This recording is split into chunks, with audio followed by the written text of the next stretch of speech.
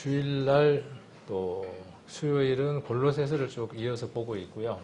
주일은 지난번 사도행전 2장, 그 다음 3장, 오늘은 4장입니다. 그래서 지난번 2장에서는 오순절 성령의 강림 사건에 대한 내용들을 좀 살펴보았고요. 그래서 요엘 선지자, 다윗 이런 선지자들이 이미 구약에서 예언한 내용들이 성취된 것이다. 그리고 그 내용의 핵심이 무엇이냐 하면 그리스도께서 왜 죽으셨는가, 그리스도께서 왜 장사되셨는가, 그리고 왜 부활하셨는가에 대한 내용들이었습니다.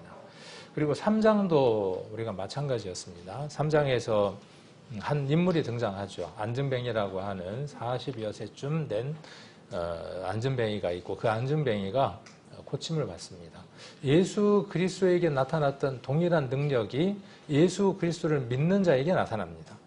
이 패턴은 사도행전에서 끊임없이 반복됩니다. 성경 사복음서 안에 계속해서 예수님이 무엇을 알려주시느냐 하면, 자기를 의지하고 자기를 믿는 자에게는 자기가 죽음 가운데 넘겨지고 장사되었다고 할지라도 부활하는 것처럼 자기를 믿는 자들 안에 일어나는 그 능력이 이러한 능력이 되실 것이라고 하는 실천과 교육을 예수님이 끊임없이 계속 하십니다.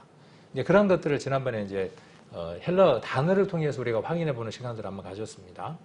그래서 그 나라 말을 우리가 알게 되면 그 단어가 어떻게 통일되게 쓰였는가 하는 것들을 알 수 있습니다. 우리가 신약 성경은 이 단어들이 통일성 있게 쓰여집니다. 반드시 그 단어가 그 얘기를 설명할 때에 반드시 그 용어가 반드시 쓰여집니다. 그래서 앞선 신학자들이 그런 용어들의 번호를 붙여두었고 그 해설들을 해두었습니다. 우리는 그런 도움들을 받아서 성경들을 좀 더 쉽게 이해할 수 있죠. 우리 성도님들은 일상의 삶들을 살아야 하고 최일선에서 그 악의 영들하고의 싸움을 싸워야 합니다.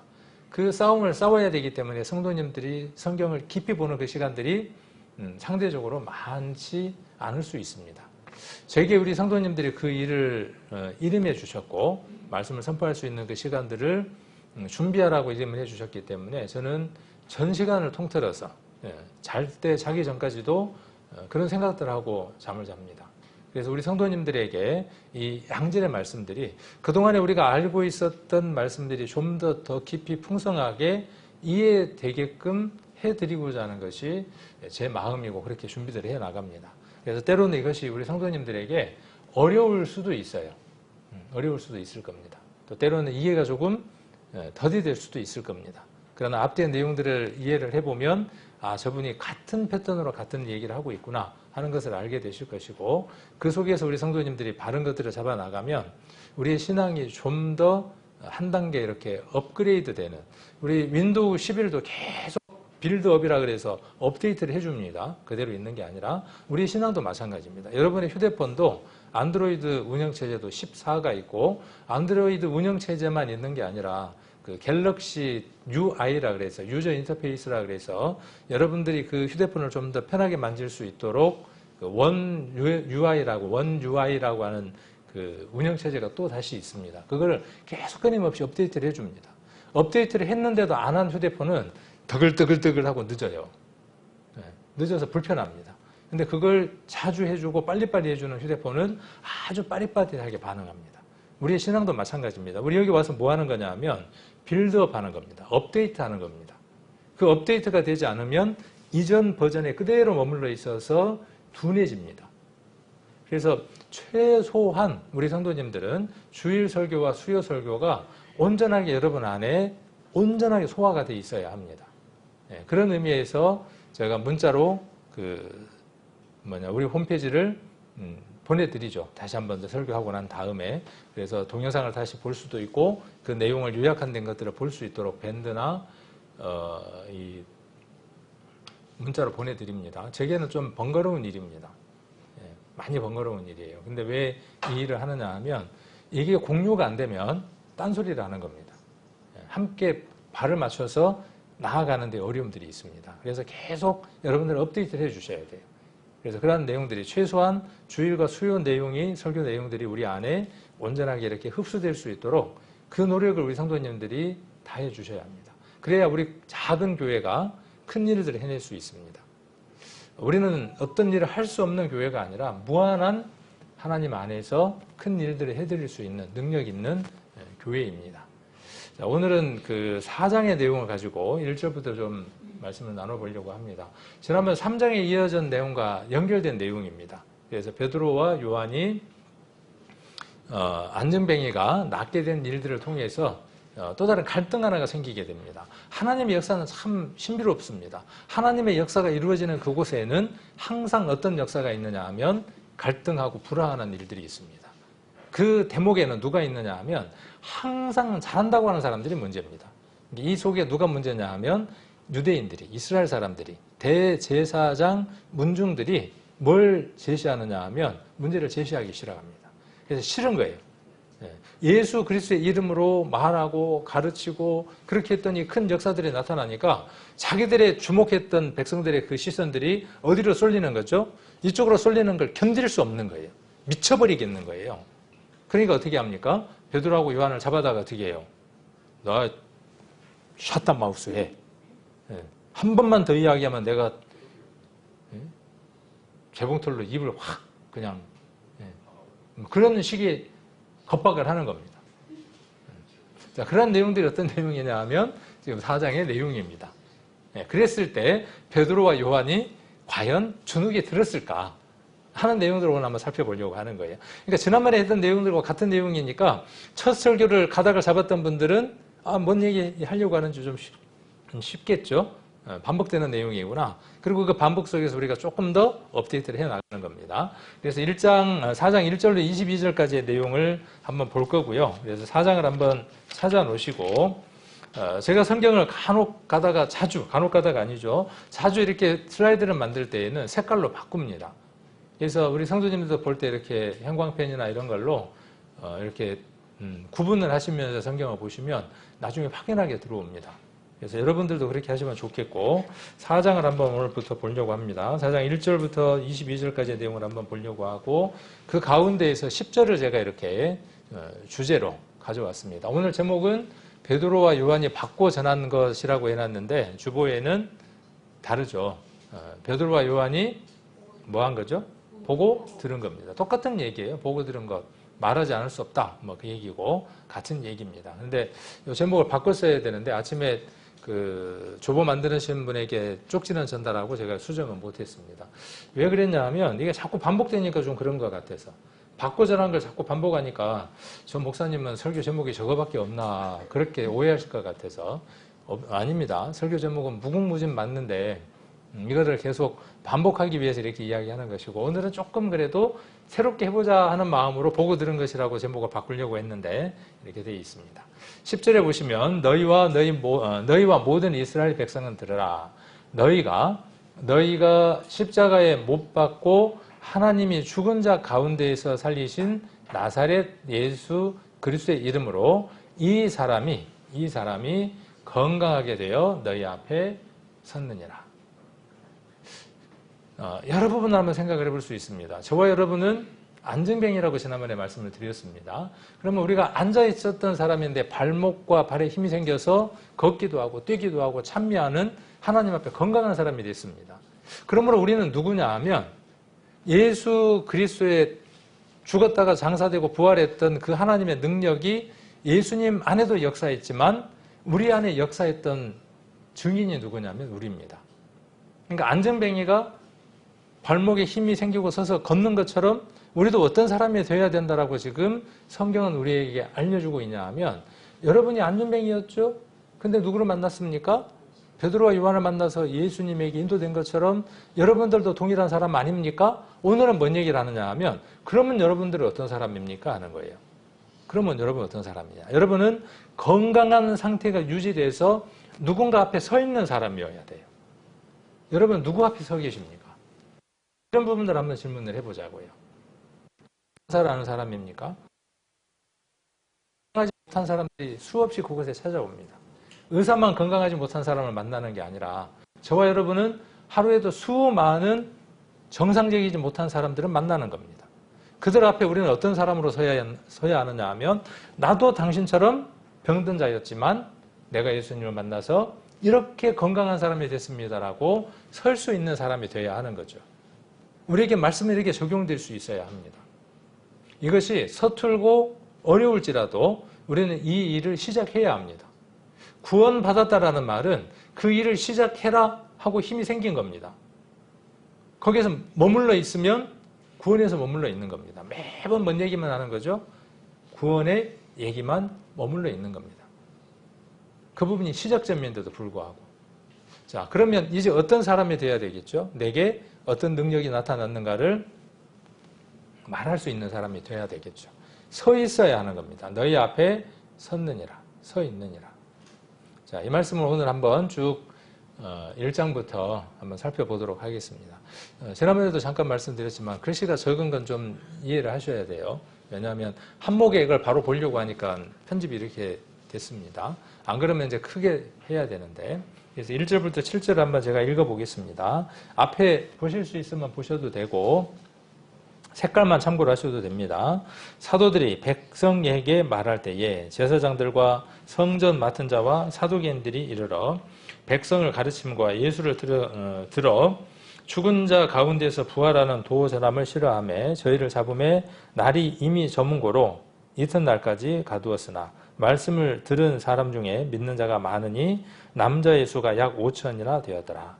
이튿날에 관원과 장로와 서기관들이 예루살렘에 모였는데 대제사장 안나스와 가야바와 요한과 알렉산더와 및 대제사장의 문중이 다 참여하여 사도들을 가운데 세우고 묻되 너희가 무슨 권세와 네 이름으로 이 일을 행하였느냐. 그러니까 대단한 지금 모임이 하나 이루어진 겁니다. 어떤 모임이 이루어진 거냐 하면 이런 모임이 하나 이루어진 거죠. 자, 죽은 자 가운데서 부활하는 도를 전하는 이 일 때문에. 자, 이게 지금 굉장히 키워드입니다.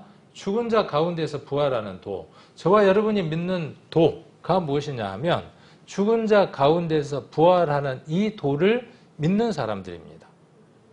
이럴 때 이제 아멘 하고 마음 가운데서 작게 이야기하시면 되죠. 크게 이야기하셔도 되고.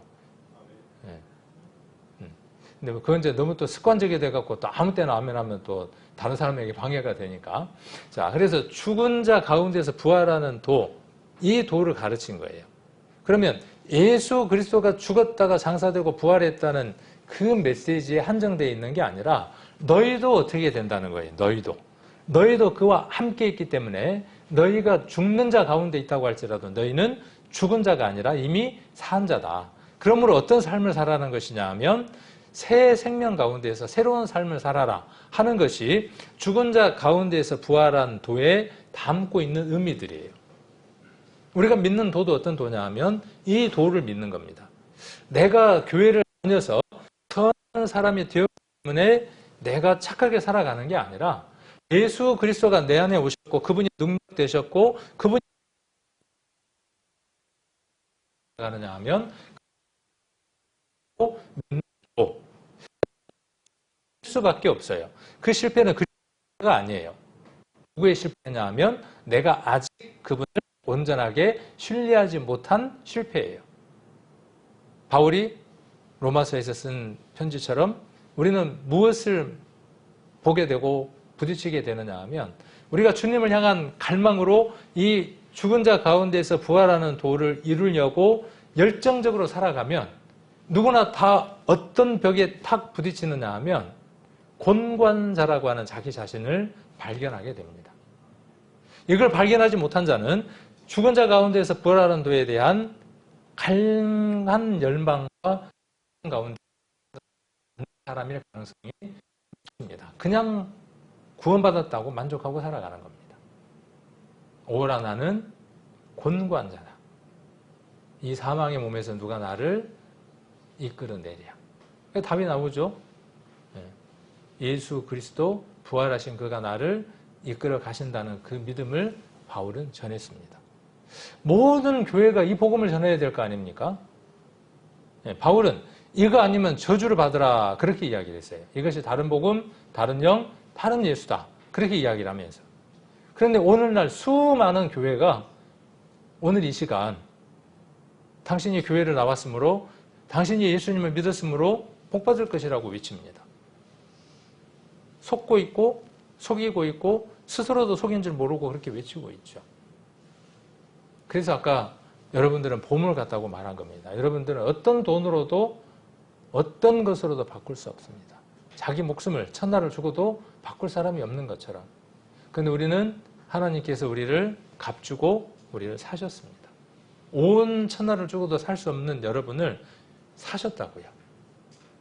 여러분들은 그 값의 의미를 알고 계시는 분들이죠. 그러므로 우리는 그 믿음 속에서 살아가야 하고, 그러므로 우리 안에 그분의 능력이 있는 것을 인지하고 자각하고 그렇게 살아가야 합니다. 자, 여기 싫어하는 자들이 있죠. 싫어하는 자들. 잘 안 보이시죠? 싫어하는 자들이 누구겠습니까? 자, 뭘 싫어하는 거예요? 죽은 자 가운데서 부활하는 이 돌을 싫어하는 자들이 있다고요. 우리가 복음을 전해보면 싫어하죠. 근데 여기 보니까 누가 싫어했어요? 이미 종교적으로 기득권을 갖고 있었던 그들이 싫어하는 걸 볼 수 있죠. 이것은 문자적으로도 그렇지만 우리도 마찬가지예요. 우리 내면적인 것도 마찬가지예요. 우리 내면적인 것 속에서도 마찬가지입니다. 기득권을 갖고 있고 이 자리를 잡고 있는 이전의 자아는 어떠냐 하면 이 도가 들어와서 우리 안에 자리를 잡는 것을 싫어한다고요. 그러니까 이것을 문자적으로만 볼 것이 아니라 이 내용들을 우리가 이렇게 이해할 수 있을 때 성경은 풍성해지는 겁니다. 내 안에 살아 움직이는 말씀이 되는 겁니다. 이 사도행전의 현장으로 우리가 가 있게 되는 겁니다. 자, 누구냐 하면 제사장들, 성전 맡은 자들, 그렇죠. 기득권자들이죠. 사두개인, 그리고 관원, 장로, 대제사장, 그리고 그 문중들 홍채로 모였습니다. 이렇게 모인 것을 뭐라고 이야기할까요? 이렇게 모인 것을 공회라고 이야기를 합니다. 이건 대단한 모임이 지금 일어난 겁니다. 자, 그렇게 모였는데 주제는 뭡니까? 베드로하고 요한을 불러다가 너 다시는 예수 그리스도의 이름으로 말하지 마. 그 얘기를 하려고 하는 거죠. 자, 묻습니다. 사도들을 가운데 세우고 베드로와 요한을 세우고 묻는 겁니다. 너희가 무슨 권세와 네 이름으로 이 일을 행하였느냐? 여러분은 권세와 능력이 여러분에게 있습니까? 베드로와 요한은 그 능력을 행했어요. 행했더니 뭔 문제가 생긴 거죠? 그러니까 요거는 따라다니는 거예요. 여러분들이 받은 그 권세와 그 다음에 능력을 행하기 시작하면 자연스럽게 따라오는 게 뭐냐 하면 싫어하는 사람들이 따라와요. 이게 없으면 우리 그리스도인의 삶이 아닌 거예요. 누가복음이 그렇게 우리에게 증언하시잖아요. 증거하고 있잖아요. 그러면 우리에게 아무도 우리를 싫어하는 사람이 없다. 물론 우리의 삶이 잘못돼서 싫어하는 건 문제예요. 그건 말고 우리가 복음을 전하는 그 일로 우리가 싫어함을 당한다 그러면 우리는 복된 자예요. 복음에 예수님이 이야기했던 그 복음 가운데 8복, 9복 가운데 우리가 포함되는 거죠. 여러분은 무슨 권세로 말하고 행하십니까? 누구의 권세를 힘입어서? 항상 누가 빠지느냐 하면요. 자기가 빠집니다. 자기가 들어있습니다.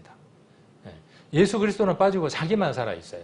우리가 말하는 말 가운데에서 주어를 동그라미를 항상 한번 쳐보십시오. 여러분의 하루 종일 말을 녹음한다고 치고 그 말들 가운데에서 주어를 동그라미를 치면 아주 애들이 어때요? 애들이 하음이가 내가 하루 종일 걔가 하는 말은 내가예요. 내가 엄마가 얼마나 힘들까. 근데 아이는 어떻습니까? 유아적 삶을 살아가는 아이들은 모든 주제가 누구냐 하면 내가예요. 그리스도인의 아동틱한 주어는 무엇이냐 하면요. 내가예요. 내가 생각해보니까 이렇게 해야 될 것 같아. 내가 생각할 때 이렇게 하는 게 좋을 것 같아. 지우십시오. 그 나는 어떤 나입니까? 존재하지 않는 나예요. 근데 왜 자꾸 존재한다고 주어에다 넣느냐고요. 예수님이 내게, 예수님이 오늘, 예수님이 이 상황에서. 자, 이게 어떤 사람이냐 하면 그리스도를 의지하고 믿는 사람의 생각이에요. 그런데 지나가고 나면 생각이 나죠. 내가 그랬으면 좋았을 텐데. 그것을 땡기는 겁니다. 그것을 다시 온전하게 적용할 수 있도록 우리가 우리의 삶을 바꾸는 겁니다. 자, 여러분은 이 권세로 말하고 일해야 합니다. 오늘 그 일을 배우기 위해서 오셨고 여러분들은 일상의 삶으로 돌아가면 그 일을 하셔야 합니다. 치열한 전쟁을 치르러 가셔야 됩니다. 환자를 만나러 가셔야 됩니다. 병든 자를 만나러 가셔야 하고 그 사람들에게 베드로와 요한이 말한 것처럼 내게 금과 은은 없다. 그러나 그거보다 더한 나사렛 예수 그리스도가 내게 있다. 그 이름으로 명하노니 일어나 걸으라. 그렇게 말했던 거잖아요. 얼마나 멋있어요. 그 장면 한번 그려보면 이 닭살 돋듯이 막 짜릿한 것들이 느껴져요. 우리 최시배 집사님이 만화로 한껏 그리면 재미있을 것 같아요. 충분히 그려내실 것 같아요. 그림에 있을까? 우리 편하니까 제가 이렇게 이야기를 한 겁니다. 허물하지 마시고 그냥 편하게. 우리 그 집사님 배에는 뭐가 들었냐 하면 혹부리 영감 혹에는 그 노래 잘 부르는 노래가 들었고 우리 집사님 배에는 아마 유머와 위트가 그 속에 넉넉하게 들어있는 것 같아요. 그런다고 탐내지는 마십시오. 안 드립니다. 아마 그림을 그리면 재밌게 이렇게 그리실 수 있을 것 같아요. 자, 그리고 이제 8절부터 한번 보겠습니다. 이에 베드로가 성령이 충만하여 가로되. 성령은 어떻게 하면 성령이 충만할 수 있을까요? 사도행전 읽으시면 그 답을 찾으실 수 있습니다. 다음번 제가 설교할 때 질문 한번 드려볼게요. 그래서 답을 이야기하시면 제가 선물 하나 드릴게요. 성령이 충만하려면 어떻게 하면 되는가? 사도행전은 그 답을 정확하게 한 구절 딱 제시하고 있어요. 길게 제시하지 않고 딱 제시합니다. 그러니까 단답형이어서 아주 쉽습니다. 이제 숙제로 남겨놓고 성령이 충만하여 가로되 백성의 관원들과 장로들아, 이게 모든 사람을 지금 호칭하는 거죠. 그 공의를 부르는 사람들을 호칭하는 겁니다. 만일 병인에게 행한 착한 일에 대하여, 그죠? 착한 일에 대하여, 지금 요즘 보는 성경에는 선한 일이라고 이렇게 기록되어 있더라고요. 그래서 이 사람이 어떻게 구원을 얻었냐고 오늘 우리에게 질문하면 네 권세로 그 일을 행했냐? 그렇게 물어보니까 이제 답하겠다는 겁니다. 자, 질문하면 10절에 너희와 모든 이스라엘 백성은 알라. 너희가 십자가에 못 박히고 하나님이 죽은 자 가운데에서 살리신 나사렛 예수 그리스도의 이름으로 이 사람이 건강하게 되어 너희 앞에 섰느니라. 오늘 본문의 내용이었죠. 이 예수는 너희 건축자들의 버린 돌로서 집 모퉁이의 머릿돌이 되었느니라. 여기도 지금 구약 말씀을 인용한 거죠. 그러니까 이 베드로와 요한은요, 무식쟁이들이 아니었습니다. 적어도 이 성경에 나와 있었던 사도들, 그리고 우리가 말씀 안에서 나오는 등장인물들은요, 구약에 대해서 해박한 사람들입니다. 우리가 구약 성경을 읽고 잘 알고 있는 것처럼요, 머릿속에 그 모든 내용들을 그리고 있었던 사람들입니다. 세상에 대해서는 무지하고 익숙하지 못했었는지는 모르지만 적어도 성경에 나오는 인물들은 그러한 사람들이었던 걸 알 수 있습니다. 12절 다른 이름으로서는 구원을 얻을 수 없나니 천하 인간의 구원을 얻을 만한 다른 이름을 우리에게 주신 일이 없음이니라 하였더라. 그러니까 구원은 누구 외에는 구원을 이룰 수 없어요. 그러므로 율법도 구원의 방법이 아니고 열심도 아니라는 것을 우리는 명확하게 압니다. 그래서 우리에게 질문하면 답을 어떻게 하겠다는 거죠? 나사렛 예수 그리스도의 이름이, 그 권세가, 그리고 나사렛 예수 그리스도의 능력은 무엇이냐 하면 예수님의 능력이 무엇이었을까요? 예수 그리스도의 능력은 하나님의 능력이 그 안에서 이루어진 일이죠. 그 하나님의 능력은 어떻게 이루어졌냐 하면 죽은 자 가운데에서 장사 지내고 부활하게 하신 능력이에요. 그 능력이에요. 그러니까 그 능력이 무엇을 했다는 겁니까? 우리가 이야기했던 것처럼 40년 앉아 있었던 그 사람을 벌떡 일어나게 했다고요. 저는 지금 근 몇 개월이 넘어가는데도 발목에 힘이 없어서 못 서 있다니까요. 제가 믿음이 없어서 그런 거죠. 그러나 성경은 무엇을 말하느냐 하면 그 시대에 일어났던 그 일은 표적이라고요. 그렇죠? 기적이 아니라 표적이라고요. 기적과 표적은 다른 것이죠. 표적이라고 하는 것은 뭐냐 하면 어떤 사인을 나타내는 거예요. 그 사건을 통해서 그 일을 나타낸 자가 누구인가 하는 것을 드러내기 위해서 나타난 일, 현상을 가리켜서 표적이라고 합니다. 그러니까 예수님이 하신 일은 기적이 아니라 표적이에요. 어떤 표적이에요? 하나님 자신이라고 하는 표적인 겁니다. 그럼 여기 안증뱅이가 지금 일어난 것은 기적이에요, 표적이에요?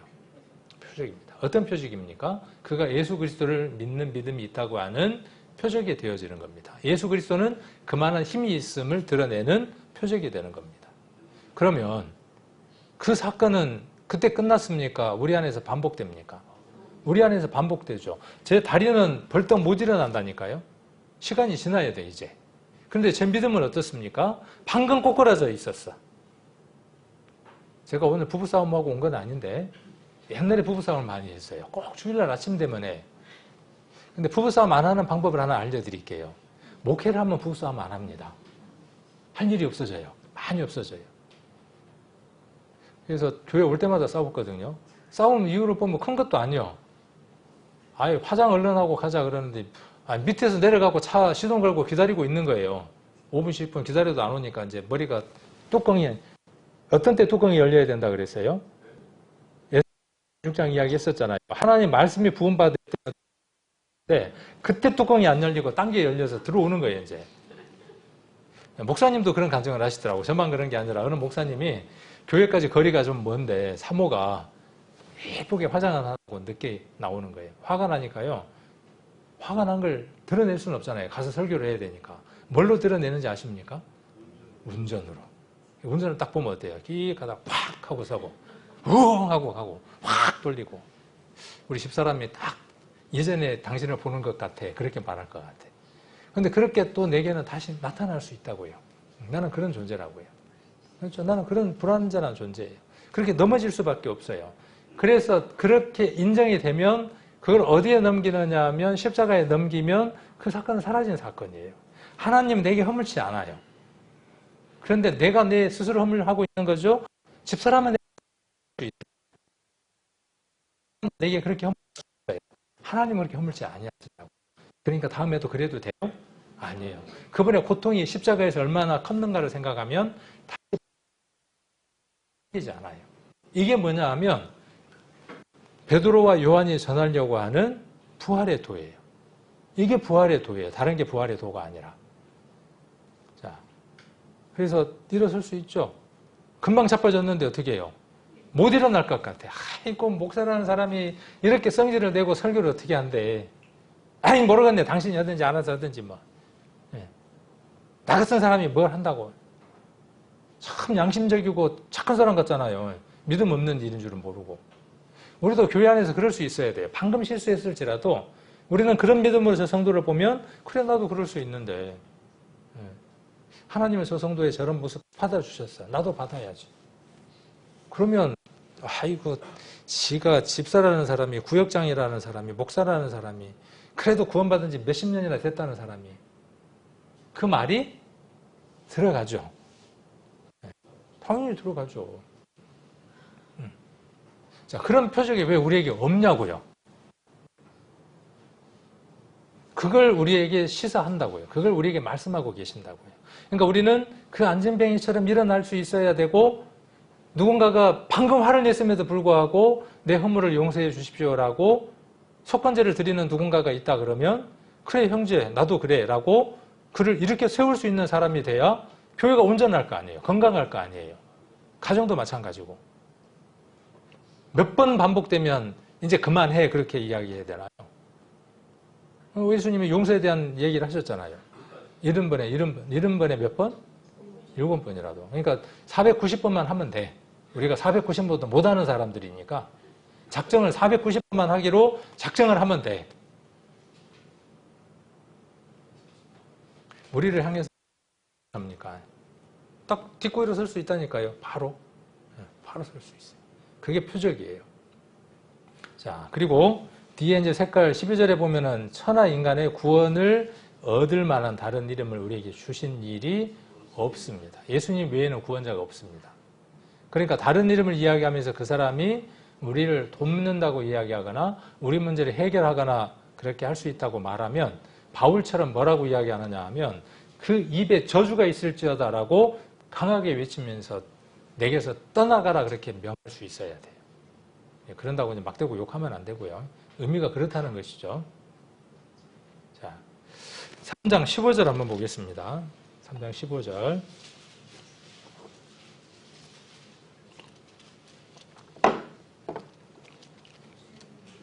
자, 15절 보시면 14절부터 같은 얘기를 하고 있죠.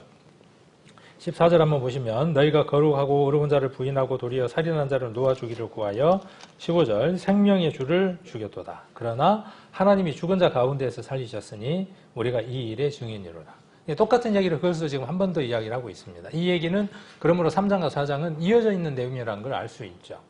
여기 누구를 죽였습니까? 생명의 주를 죽였어요. 생명의 주를 죽일 수 있어요, 없어요? 없으니까 당연히 그분은 살아나시는 것이죠.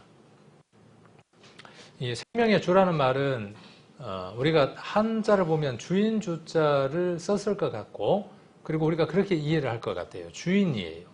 그러니까 주인은 반드시 무엇을 거느리느냐 하면 종을 거느립니다.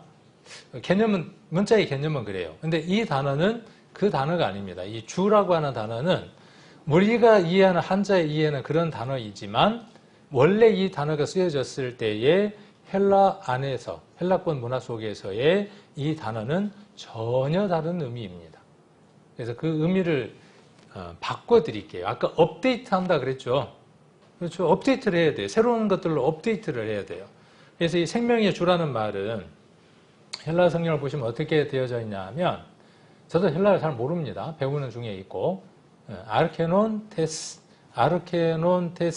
조에스. 조에라는 말은 생명이라는 뜻이에요. 근데 그 말이 이제 테스라고 하는 단어를 만나서 뒤에 S자로 이렇게 바뀝니다. 문법적인 것도 저는 잘 몰라요. 근데 여기 보면 뭐라고 되어 있냐 하면 아르케논이라고 되어 있다고요. 이 아르케논이라는 말은 어떤 말이냐 하면 창시자라는 뜻이에요.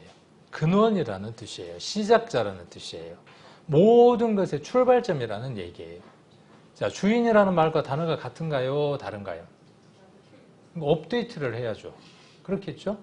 아, 성경 안에 한글로 주라고 나와 있는 단어들이, 여러 단어들이 있지만 우리가 읽을 때에 우리가 지금 이야기했던 주인이라는 말은 헬라어로 큐리오스라고 이렇게 번역되어 있습니다.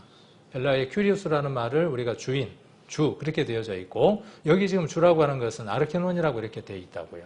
그러니까 이 단어는 누구를 향해서 동일하게 쓰느냐 하면 예수님을 향해서 동일하게 이렇게 쓰여집니다. 그러니까 예수님은 어떤 자냐 하면, 어떤 분이냐 하면 주인을 넘어서는 존재라고요. 그러니까 우리 개념 속에 주인이라고 예수님을 동일시시키면 한정지어서 내려놓는 거라고요. 예수님은 주인 이상의 분이에요. 모든 것의 근원 되시는 분이라고요. 자, 그래서 그분은 생명의 창시자예요. 이 생명이라고 하는 것은 우리가 갖고 있는 단일한 생명을 이야기하는 게 아니라 조금 뒤에 자세한 설명을 적었으니까 거기서 한번 읽어보고요. 자, 한번 보겠습니다. 자, 구원을 얻을 만한 이름 예수님이고 생명의 창시자입니다. 아까 우리가 사도행전 3장 15절이었죠. 단순히 생명의 시작을 나타내는 것이 아니라 영원한 생명을 제공하는 분이에요. 그리고 뭐예요? 유지하는 분이에요. 이런 단어들 하나하나가 다 신학적인 용어들이에요. 근데 우리는 교회 안에서 이 단어들을 씀으로 말미암아 우리의 신앙을 더 굳건하게 만들어요. 용어들이. 몰라도 되지만 이런 용어들 하나하나가 우리를 더 강하게 만들어줄 수 있어요. 그러니까 영원한 생명을 제공하시는 분이 누구라고요? 예수님이라고요. 그 영원한 생명을 유지하는 분이 누구라고요? 예수님이라고요. 아르케논이라는 단어에는 이런 의미들을 원래 담고 있어요. 그래서 육체적 생명뿐만 아니라 영적인 생명을 주시는 분이고, 그 생명은 그분의 죽음과 부활을 통해서 주시는 거예요. 그러니까 이 생명은 그냥 만들어진 생명이 아니라 어떻게 해서 만들어진 생명입니까? 그러니까 조에라고 하는 이 헬라어의 단어는 어떤 의미냐 하면 그분의 죽음과 부활을 통해서 주어지는 생명을 가리켜서 조에라고 이야기를 해요. 그러니까 이 생명은 특별한 거예요. 일반인에게는 없는 거예요. 저기 있는 사람들은 일반인입니다. 우리는 이반인이 아니고 우리는 특별한 사람들이에요. 이 생명을 소유한 사람들이에요. 제가 이런 공부를 할 때마다 얼마나 무릎을 치겠습니까? 아, 내가 처음 받았을 때 그 구원과 많은 사람들이 배워놓고 적어놓은 이 일치하는구나. 먼저 앞서 믿음의 선진들도 이렇게 이 말씀들을 믿었구나. 내가 새로운 걸 믿거나 특별한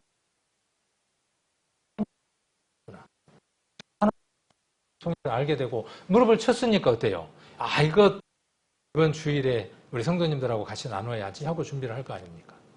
자, 아버지를 다른 사람에게 이야기하거나 할 때 우리 아버지가요 이렇게 이야기할 수도 있지만은 어떤 말을 쓸 수도 있죠?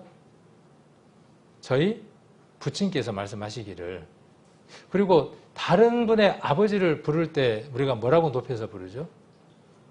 다른 분의 아버지를 이야기할 때 누가 아버지가 이렇게 이야기하면 조금 지금은 그런 것 같고 뭐 예의가 있니 없니 안 한단 말입니다. 옛날에는요. 이 사람이 가정교육이 됐는가 안 됐는가는 뭐냐면 그 사람이 쓰는 용어를 보면 그래도 교육을 받았는가 안 받았는가를 안단 말이에요.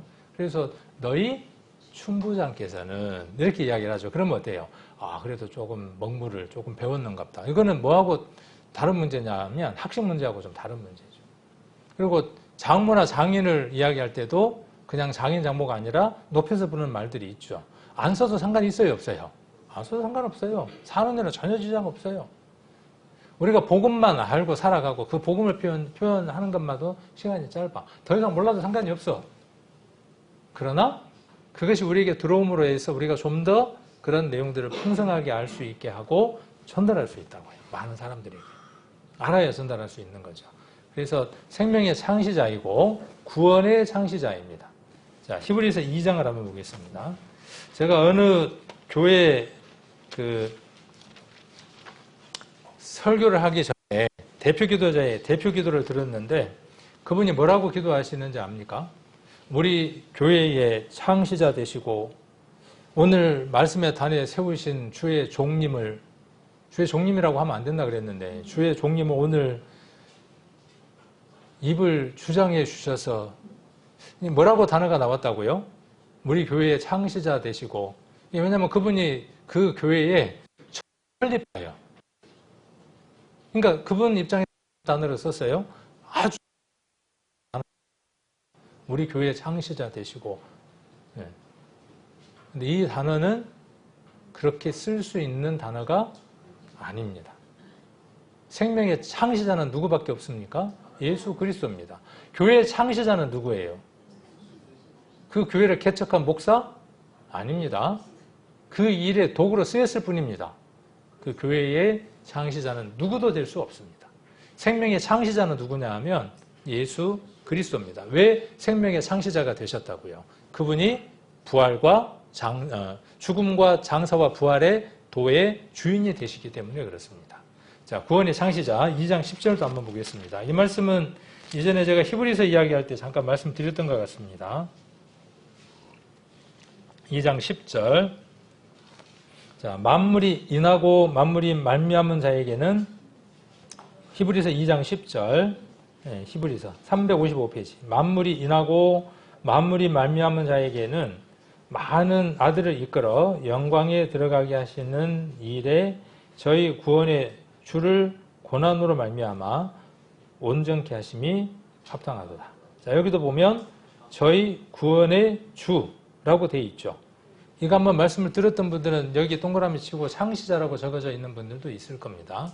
여기 주도 창시자라는 뜻입니다. 아르케논이 아르케논테스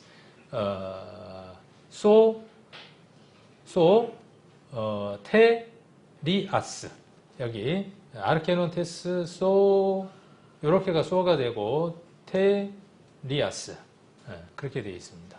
구원자라는 뜻입니다.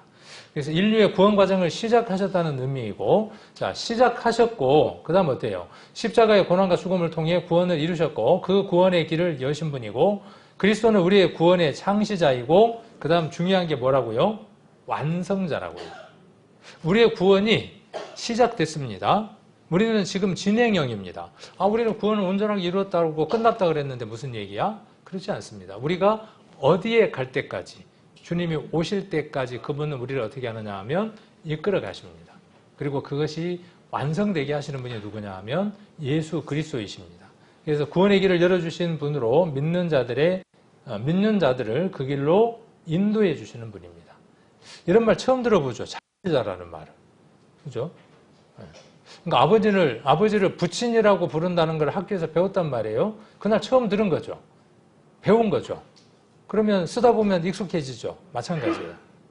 시작, 시작. 아르케논 그런 얘기입니다. 그 다음에 믿음의 창시자입니다. 믿음의 창시자. 예수님은 그러니까 믿음이라고 하는 게 있을 수 있도록 그 모든 것들을 조성하고 완성하신 분이 누구냐 하면 예수님이에요. 자, 믿음은 무당도 믿음이 있습니다. 그렇죠? 여러분 큰 믿음 안에서 삽니다. 지금 차를 운전하고 오셨죠? 그 차가 급발진할지 어떻게 알아요? 근데 아침에 어떤 믿음이 있으니까 그 차를 끌고 온 거죠? 이 차가 나를 배신하지 아니하리라 하는 그 믿음이 있으니까 온 거 아니에요. 그러니까 믿음은 여러 종류의 믿음이 있습니다. 그런데 성경에 말하는 바의 믿음은 무엇이냐 하면 아까 그 부활의 도, 그 믿음을 말하는 겁니다. 그 믿음을 이루시고 완성하신 분은 누구냐 하면 예수님이라는 것이죠. 그래서 믿음의 창시입니다. 여기도 아르케논 테스, 피스토스 그러면 믿음이 됩니다. 믿음. 여기 보면 피스테오스. 제가 제대로 못 읽고 이렇게 있는 이유는 아직 익숙하지 못해서 그런 거죠. 저도.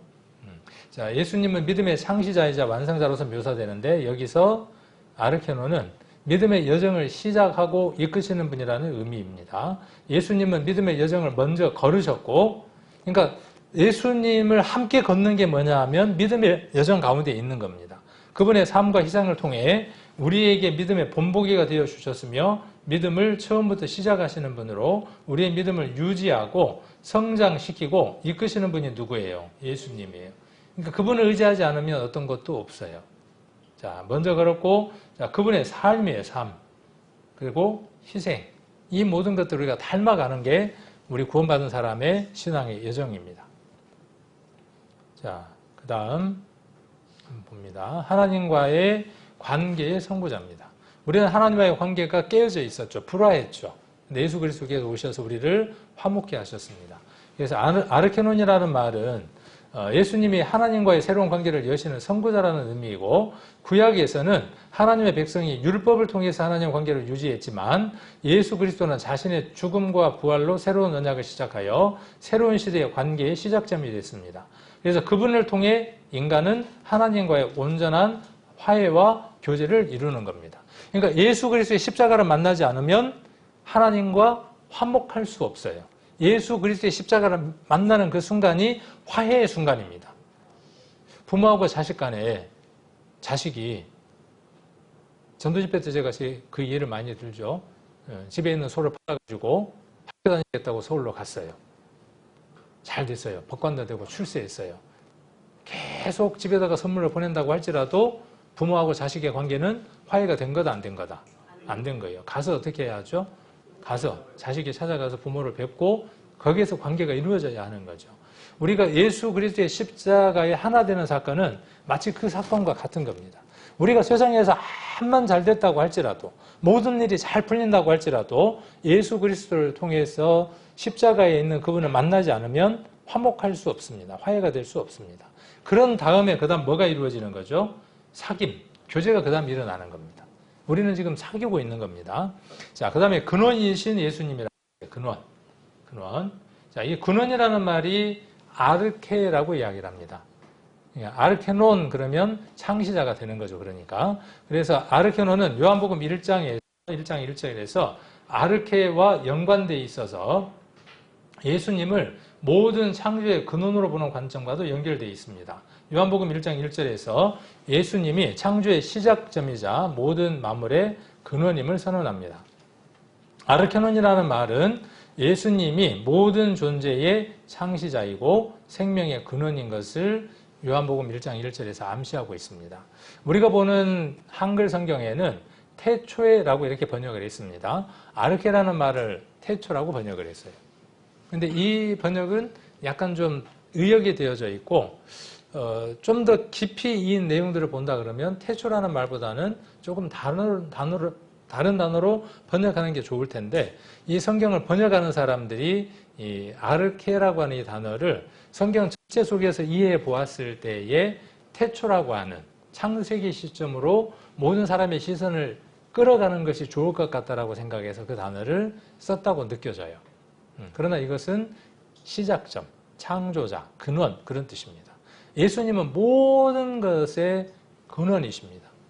그러니까 그날 하나님이 천지를 창조하실 때 예수님이 만들어진 것이 아니라 그분 자체가 뭐예요? 모든 것의 근원이에요. 자, 태양은 빛을 내지만 태양은 빛의 근원입니까? 그렇지 않습니다. 태양은 빛을 내고 있지만 그 빛을 내게 한 태양이 빛을 내게 하는 근원은 어디 있느냐 하면 빛이 있으라 하셨을 때 그때 있었다고요. 그러니까 태양의 근원은 빛이 되는 거고 빛의 근원은 뭐겠어요? 하나님이시죠. 네. 그분이 모든 것의 근원이니까. 그러니까 예수 그리스도는 아르케 근원이라고요. 그래서 근원이신 예수님에 대해서 이야기를 하고 있습니다. 좀 어렵죠. 조금 또 내가 꼭 주일날 와서 이런 얘기까지 들어야 돼? 그러실 수도 있어요. 근데 아까 말씀드렸던 것처럼 춘부장이라고 표현하고 부친이라고 이렇게 표현하는 것처럼 동일한 내용들 아니면 이런 새로운 내용들이 새로운 내용은 아닌 거죠. 성경 속에 이미 기록되어 있었고 앞선 믿음의 선진들은 이 내용들이 이미 다 공유하고 알고 있는 내용들이에요. 근데 우리가 이 내용들을 살펴볼 수 없어서 설교 시간에 말하지 못한 것이죠. 근데 오늘 이야기한 거예요. 여러 번 들으면 이 내용들이 여러분에게 자꾸 인지되고 들어와서 자리를 잡게 됩니다. 자, 13절부터 한번 봅니다. 사도행전. 그러니까 창시자라는 말이 성경에 몇 번 쓰여져 있는 걸 알 수 있죠? 최소한 아르케논이라고 하는 창시자, 시작점, 모든 것을 근원 되신다고 하는 단어가 적어도 3번 나온다는 걸 알 수 있죠. 아까 한 번은 안 봤네요. 한 번은 히브리서는 찾아봐야 되겠네요. 히브리서, 여기 사도행전 찾아보기 전에 히브리서 12장을 한번 보겠습니다. 그래서 그렇게 3개가 나온다는 걸 기억해두고 정리해 두시면 좋을 것 같아요. 12장 2절입니다. 자, 믿음의 주요. 그렇죠? 믿음의 주. 이때 주가 뭐냐 하면 아까 이야기한 대로 아르케논이라고요. 그래서 믿음의 주요 또 온전케 하시는 이. 그러면 우리가 믿음이 우리가 시작되고 믿음이 유지되고 믿음이 완성되려면 누구를 바라봐야 된다는 거예요. 지금 히브리서 12장에서 히브리서를 쓴 사람은 무슨 얘기를 하고 싶으냐 하면 예수님은 믿음의 시작점이야, 창조자야, 창시자야, 그분을 통해서 믿음이 시작되는 거야, 너희 안에. 그리고 그 믿음이 유지되는 것도 누구로 통해서 유지되는 거야? 예수님을 통해서 이루어지는 거야. 그 믿음이 온전케 되는 것도 누구로 말미암는 것이야? 예수님이야. 그렇게 말하는 겁니다. 그러니까 예수님 빼면 우리는 시체예요. 말 그대로 진짜 시체입니다. 우리에게서 예수님이 빠져나가면 우리는 생명이 빠져나가는 겁니다. 아무것도 아닌 존재입니다. 자, 사도행전으로 다시 돌아가서 4장 13절 한번 보겠습니다. 저희가 베드로와 요한이 기탄 없이 말함을 보고 그 본래 학문 없는 범인으로 알았다가 이상히 여겨 또 그 전에 예수와 함께 있던 줄로 알고 또 병 나은 사람이 그들과 함께 섰는 것을 보고 힐라란 말이 없는지라. 명하여 공회에서 나가라 하고 서로 의논하여 가로되 이 사람들을 어떻게 할꼬 저희로 인하여 유명한 표적 나타난 것이 예루살렘에 사는 모든 사람에게 알려졌으니 우리도 부인할 수 없는지라. 이것이 민간에 퍼지지 못하게 저희를 위협하여 이후에는 이 이름으로 아무 사람에게도 말게 하자 하고 18절 그들을 불러 경계하여 도무지 예수의 이름으로 말하지도 말고 가르치지도 말라 하니. 그렇죠? 이제 갈등이 있었던 것들이 고조가 되면서 공회에서 나가라고 하고, 그리고 이제 두 번 다시는 예수의 이름으로 말하지 말아라고 이야기를 하고 있죠.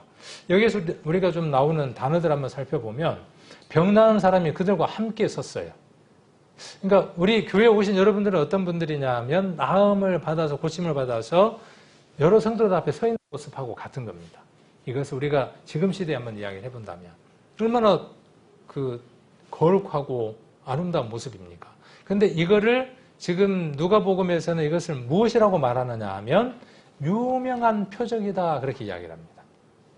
그러니까 저와 여러분은 세상 모든 사람들에게 이 교회에 있어서 유명한 표적 가운데 하나입니다. 안전뱅이가 걷고 서고 했던 그 표적이 일어난 것처럼 제가 구원받은 거 보면요. 저 같은 사람이 어떻게 구원받았을까 싶어요. 내가 구원받은 거 보면 이것은 하나님의 은혜다. 전적으로 하나님이 내게 나타나서 하시는 일이다. 내가 유명한 표적이다. 그렇게 말할 수 있는 사람이 바로 저와 여러분인 거죠. 안 그런가요? 별로 그렇게 감흥이 없으신 것 같아요. 추석날 명절에 너무 많이 드셔갖고 지금 대답할 힘이 없으신 것 같아요. 식곤증이 와서. 자, 그래서 병든 사람이 그들과 함께 섰는 것이고요. 자, 그리고 우리의 열매가 누구일까 하는 거예요. 근데 문제는 내가 여들 앞에 표적 앞에 섰는데 이제 베드로와 요한에 대해서 우리가 보고 들은 것을 말함으로 말미암아 유명한 표적을 만들어 가야 될 거 아니에요, 이제. 병 낫는 사람 별거 아닌 겁니다. 의사한테 가면 병 낫습니다. 그런데 우리가 할 수 있는 일은 어때요? 예수 그리스도의 이름으로 예수 그리스도의 권세로 말하고 힘을 다해서 전도하면 어떤 일이 일어나는 거죠? 병든 자가 안전뱅이가 일어나 걷는 것처럼 그 유명한 표적이 우리에게서 일어나는 거죠. 이건 전도의 힘으로 말미암는 일인 겁니다. 전도에 사시는 분 그 전도 말고요. 우리가 복음을 전하는 그 부활하는 도를 전하는 그 도가 전도입니다. 전도라는 단어가 여러 뜻이 있죠. 자빠진다는 그 전도도 있고, 그죠? 지역 전도도 있고, 복음을 전하는 그 전도도 있습니다. 그래서 우리가 하는 일이 무엇이냐 하면 이 일을 해야 하는 겁니다. 그래서 병 나은 사람이 그들과 함께 서들어가는 것이 우리가 해야 될 일이죠. 유명한 표적이 나타나는 거죠. 우리도 부인할 수 없는 표적이 있어야 하는 겁니다. 예수 그리스도의 이름으로 말하지도 가르치지도 말라. 그렇게 우리에게 말한다면 우리는 마태복음에 나와 있는 그 복처럼 이미 복 받고 있는 겁니다. 근데 아무도 우리 보고 그렇게 하지 말라는 사람이 없네. 왜? 내가 입을 연 적이 없으니까. 그 권세로 말하거나 능력을 나타낸 적이 없으니까 이런 적이 없다고요. 이 부분하고 비슷한 대목의 성경 구절 한번 찾아볼 수 있을까요? 18절하고 비슷한 성경 구절. 자, 이러면 베드로하고 요한은 어떻게 했어요? 속에서 천불이 나겠어요? 안 나겠어요? 나죠. 이거하고 똑같은 입장에 처했던 선지자 누가 있을까요? 에레미야 선지자죠. 이야기를 해도 안 들어 처먹어. 말을 해도 하나님 말씀을 순종할 줄은 몰라. 그러니까 하도 답답하고 막 미칠 것 같으니까 뭐라 그래요? 내가 두 번 다시는 저것들한테 하나님 이름으로 말하는가 봐라 내가. 두 번 다시 말 안 할 거야. 그렇게 말하는 순간 어때요? 심중이 막 불붙는 것 같은 거예요. 자, 이게 누구의 마음이죠? 그리스도의 마음이고 성령이 함께하는 마음이죠. 이 마음이 우리에게 컸어요. 가득했어요. 지금 어디 갔어요? 지금이 중요한 거예요. 지금은 황금보다도 더 큰 금입니다. 황금보다 더 큰 금이 지금이에요. 그 금을 가지고 지금 말을 해야 되는 거예요. 순간순간마다 만나는 사람들마다. 그 다음은 누구의 몫이고 하나님의 하실 몫이고 우리는 이 일을 해야만 하는 겁니다. 19절부터 한번 봅니다.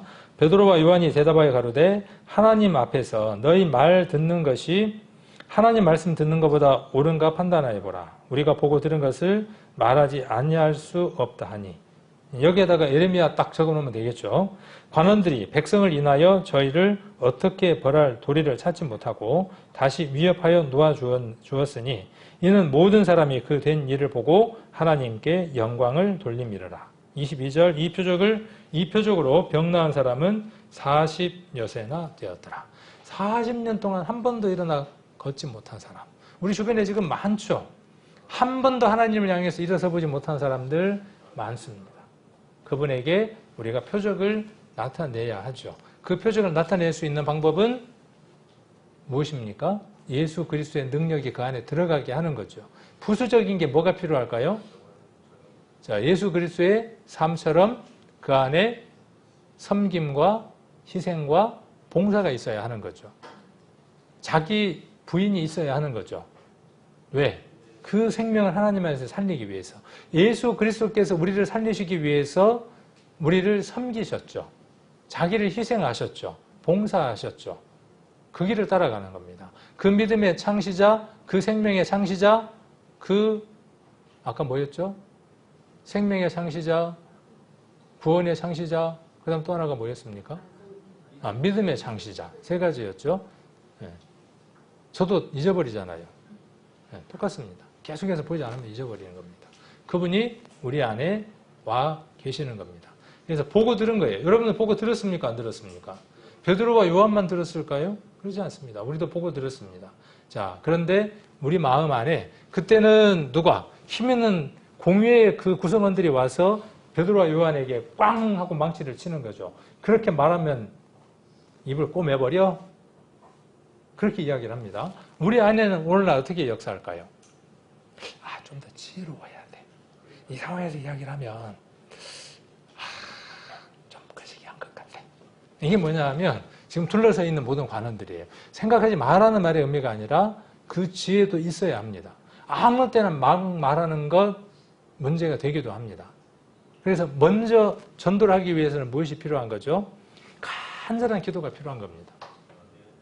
그 상황을 뭘 해야 되느냐 하면 우리 그 역도하는 사람들이 역도할 때 어떻게 하느냐 하면 금메달 딸 때요. 열심히 훈련합니다.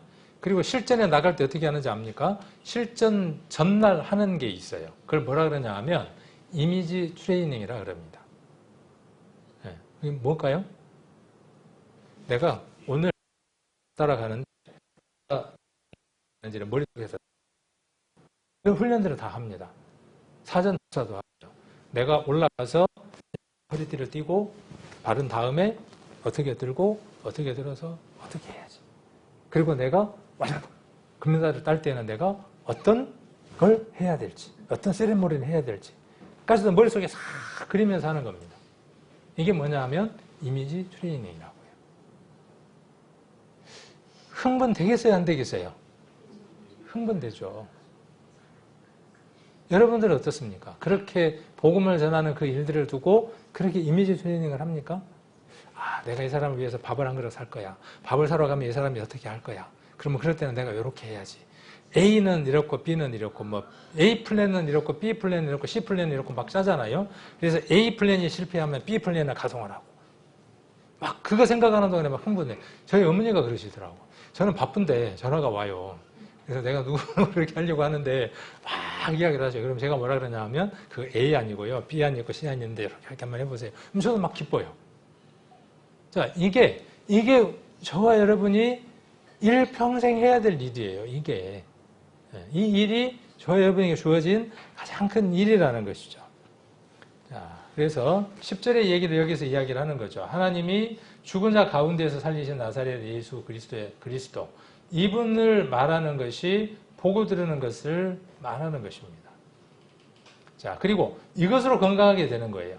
이것으로 건강하지 않는 건 다 도루묵이에요. 건강했을지라도 도루묵이에요. 교회 가서 복을 산더미만큼 받았더라도 도루묵이에요. 그 복은 절에 가서 받을 수도 있어요. 절에 가서 절절 매면 복을 받을 수도 있어요. 근데 똑같은 모습으로 교회에 와서 절절절절 매, 복 받으려고. 그거 잠깐이에요. 아무것도 아닌 것들이에요. 저와 여러분 안에 베드로와 요한이 보고 들었던 것들, 예수 그리스도에 대해서 보고 들었던 것들, 지금 베드로와 요한은 어떻게 본 거죠? 실전 한번 해본 거예요. 그렇죠? 우리 실전 한번 해봤나요? 안 해봤나요? 해보신 분들도 있고 안 해보신 분들도 있어요. 여기 베드로와 요한은 병등자에게 실전으로 한번 해봤어요. 이 능력이 얼만큼 세지? 이 에너지가 얼만큼 큰 거지? 내 안에 이 에너지가 있다 그러는데 한번 써볼까? 하고 어떻게 한 거예요? 금은보다도 더 큰 거 4개 있어 하고 한번 써본 거죠. 써보니까 어떤 일이 나타났습니까? 내 안에 그분이 계시다는 표적이 확 하고 드러났죠. 이건 무엇을 통해서만 여러분들이 경험할 수 있는 것이냐 하면 전도입니다. 복음을 전하는 그 일들입니다. 자, 그래서 우리의 삶들 안에 이것, 끊임없이 제가 이 얘기는 앞으로 계속 할 겁니다. 이 편은 제가 앞으로도 계속 이야기를 할 거예요. 여러분들에게 죽음이 없으면 여러분들의 죽음을 볼 사람들이 없습니다. 여러분들의 장사됨을 많은 사람들이 볼 수 있어야 됩니다. 저 사람 죽었네? 한 성깔 하더만 죽었네? 한 따까리 하더만 죽었네? 왕년에 저 사람이 어떤 사람이었는데 죽었네? 그렇게 죽고 장사되고, 그리고 죽고 장사되면 여러분의 말이 권세가 있게 될 겁니다. 힘이 있게 될 겁니다. 그리고 그 권세는 죽어있는 사람을 일으켜 세울 겁니다. 이 일이 얼마나 귀한 일입니까? 이거는 어떤 것으로도 바꿀 수 없는 귀한 일입니다. 이 일을 위해서 여러분들에게 일상의 삶과 모든 시간들을 하나님이 주셨다고요. 그러니까 원래의 순서의 일은 무엇이냐 하면 이 일이 우선인 겁니다. 그 일 가운데 우리에게 주어진 부수적인 일들이 조화되는 겁니다. 가정도 마찬가지입니다. 그래서 오늘 베드로와 요한이 보고 들은 것, 저와 여러분도 보고 들었으니까 이제 그 능력을 한번 시험해보는, 드러내보는 그런 삶들을 우리가 살아볼 수 있도록 했으면 좋겠습니다.